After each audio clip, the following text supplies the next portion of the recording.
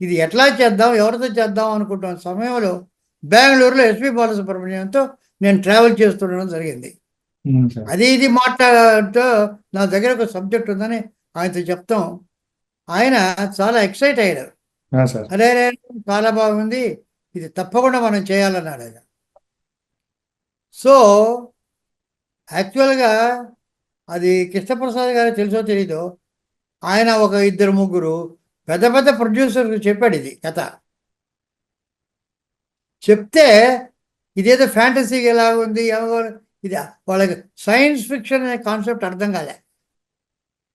Okay sir.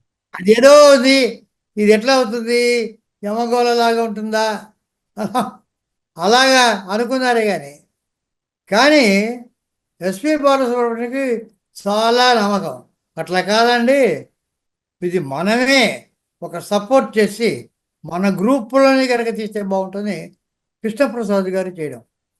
కానీ కృష్ణప్రసాద్ గారి పెక్కి గొప్పతనం ఏంటంటే, అంతంత పెద్దవాళ్ళు ఇదేమిటిని సందేహిస్తున్న సమయంలో ఇందులో ఏదో ఒకటి ఉంది అనేటువంటి ఫీలింగ్ ఆయనకు వచ్చింది. యాక్చువల్గా ఆయనకు కూడా సైన్స్ ఫిక్షన్ అనేటువంటి జానర్ తెలీదు, కానీ ఒక హంచ్, ఇది మామూలు ఫ్యాంటసీ కాదు, మామూలు చరిత్ర కాదు, ఇది ఏదో ఉంది అని చెప్పి ఆయన ఒక గుడ్డి నమ్మకంతో దూకాడు ఇందులో.